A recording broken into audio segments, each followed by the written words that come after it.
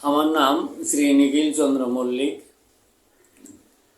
আজকে আমি একটা নতুন তথ্য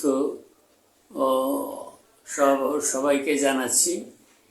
এই তথ্যটি হলো যে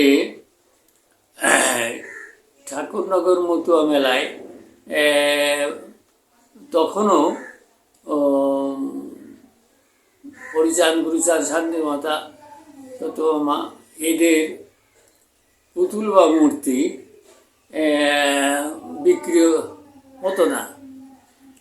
তো ওই মেলায় 2000 সাল হবে, তখন আমি একটা দোকানের পাশে দাঁড়িয়ে আছি, দেখছি সেখানে রাধা কৃষ্ণ, তারপর শিব, দুর্গা, সরস্বতী,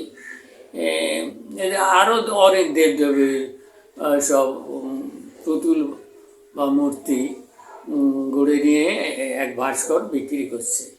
আমি বলছি, তোমার বাড়ি কোথায়? বলে, আমার বাড়ি অশোকনগর, শ্মশানের পাশে।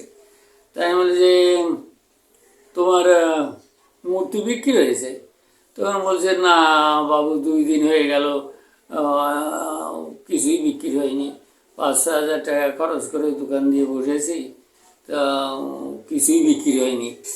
আমি বলে যে, এখানে তো মতুয়াদের মেলা, তা মতুয়াদের ঠাকুর কই? মতুয়াদের ঠাকুর হচ্ছে হরিচাঁদ গুরুচাঁদ শান্তিমাতা সত্যভামা, এই হচ্ছে দেবতা, এবং সেই মূর্তি দরকার। তা তুমি সেইগুলো তৈরি করতে পারো না? আমি বলছি, বাবু তৈরি করবো কী করে? তৈরি করতে তো পারমিশন দরকার। সে পারমিশন দেবে কে আমারে? তাহলে আমি তোমার পারমিশন দিলাম, তুমি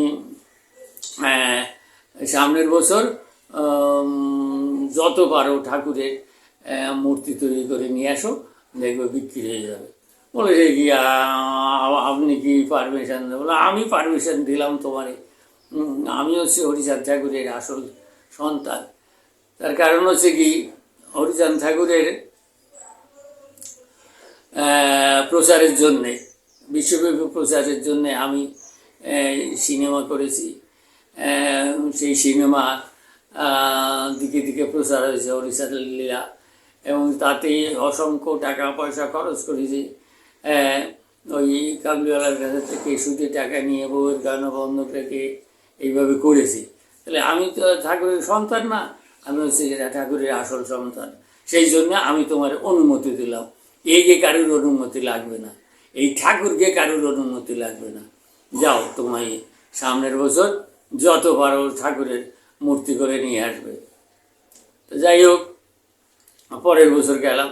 পরের বছর যে দেখি কি, সে লোক ওই ঠাকুর বাড়ি ঢুকতে 3 মাথা, ওই রেললাইন থেকে একদিকে আর এই দিক দিকে ওই 3 মাথার পাশে ওখানে বসে আছে। আমি বলি, কী বাবু, তুমি সে ঠাকুর আনিছো কই? তো বলে, বাবু 100 জোড়া আনিয়েছিলাম, তা বিক্রি হয়ে গেছে। আমি বলি, 100 জোড়া আনিছো, বিক্রি হয়েছে? তুমি এইখানে লাখো লাখো ভক্ত আসে, 100 জোড়া আনলে কী হবে? তা আমার জোড়া কই? বলে, ওই যে বাবু ডেকে রেখেছি।